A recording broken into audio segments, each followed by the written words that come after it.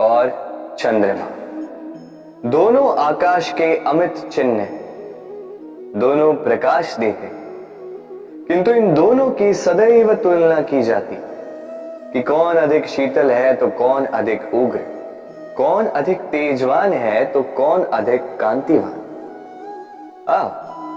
क्या ये तुलना उचित है? कदापि नहीं, क्योंकि ये दोनों भले ही प्रकाश पुंज हो, किंतु ये दोनों भिन्न हैं। दोनों का अपना अपना महत्व है और दोनों का अपना अपना समय है जब ये चमकते हैं, तो इनकी तुलना अनुचित है।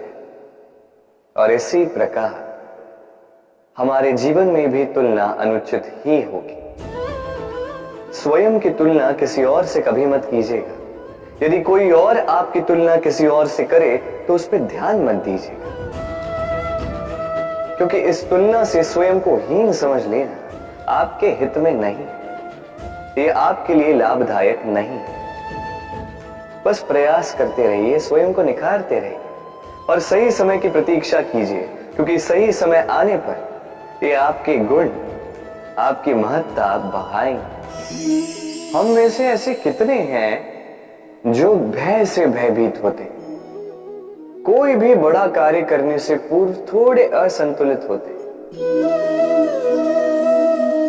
लगभग सभी, है ना? प्रत्येक व्यक्ति के मन में यह भय जागता ही। अरे इसका अर्थ मेरे विचार से यह है कि भय, ये भाव बुरा नहीं, क्योंकि यदि यह भाव बुरा होता तो क्या ईश्वर इस भाव को सभी प्राणियों में देते?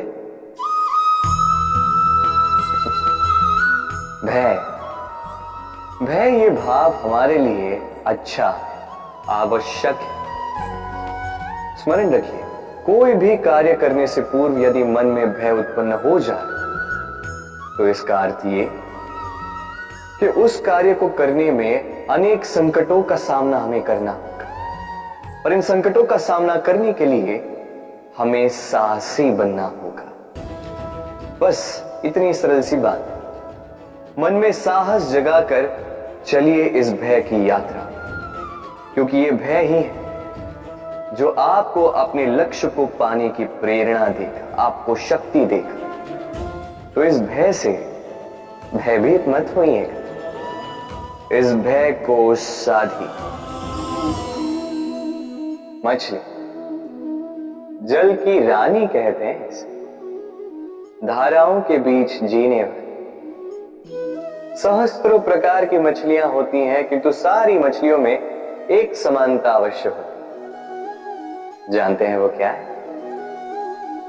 वो ये कि मरी हुई मछली धारा के साथ बह जाती, वही जीवित मछली उस धारा के विरुद्ध तैर सकने में सक्षम होती। तो प्रेरणा लीजिए उस मछली से जो कठिनाइयों के विरुद्ध खड़े होने का साहस रखती, जो धारा के विरुद्ध जाने के निरंतर प्रयास करती रहती। आप भी सुनिए अपनी हृदय की पुकार को, सुनिए अपनी मन की पुकार को, और जीवन रूपी धारा को बाधा नहीं, लक्ष्य बनाकर आगे बढ़े। तितली आकाश में सैर करती, सुंदर फूलों का रसपादन करती, उन्मुक्त घूमती, किंतु इस पर भी संकट कम नहीं। जैसे कि पतंग, जंतु, ये इसे अपना आहार बना लेते, इनसे इसे सावधान रहना पड़ता है। सत्य तो ये कि तितलियां अधिक सुरक्षित तब होती हैं जब इनके पंख निकले हुए नहीं होते, जब वो अपनी खोल में होती, जब ना किसी की दृष्टि उन पर पड़ती है, ना किसी शत्रु को उसकी घात लगती, किंतु तब ये बंद होती, अविचल निश्चल होती। इस संसार देखने के लिए, इस सुंदर आकाश पाने के लिए उसे अपनी सुरक्षा क्षेत्र से बाहर आना ही पड़ता। और यही जीवन का नियम मनुष्यों के साथ भी यही होता। यदि मनुष्य विश्राम और सुरक्षा, इनके बंधन ना तोड़े, तो वो जीवित तो रहे किंतु जीवन जी नहीं पाए। क्योंकि यदि जीवन में कुछ बड़ा करना है, कुछ बड़ा पाना, बड़ी ऊंचाइयों तक पहुंचना, तो सर्वप्रथम आपको इस सुरक्षा क्षेत्र से बाहर आना ही होगा, इस आराम को त्यागना ही होगा। तब आपको सफलता मिलेगी और तब आप इन तितलियों की भांति इस आकाश में सैर कर सकते हैं। मनुष्य में एक छोटी सी समस्या है, वो कभी स्वयं की निंदा सुन नहीं पाता। यदि कोई उसके विषय में कुछ बुरा कहे, सह नहीं पाता। सदैव भयभीत रहता है कि ये जो चार लोग हैं कहीं मेरे विषय में बुरा ना सोचे। और यदि उसे पता लग जाए कि कोई उसके पीठ पीछे उसकी बुराई कर रहा है तो दुखी हो जाता। अब क्या इस कारण से स्वयं को दुखी कर लेना उचित है? कदापि। क्योंकि सबसे पहली बात जो आपको स्मरण रखनी,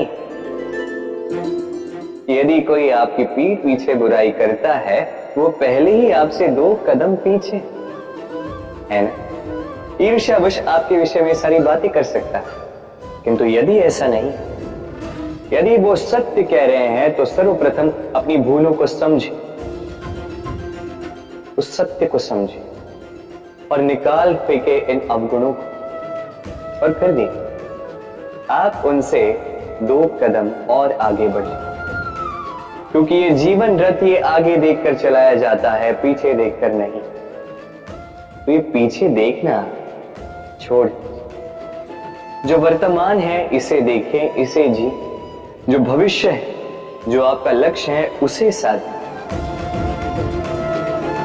और मेरे साथ प्रेम से कहें, राधे राधे।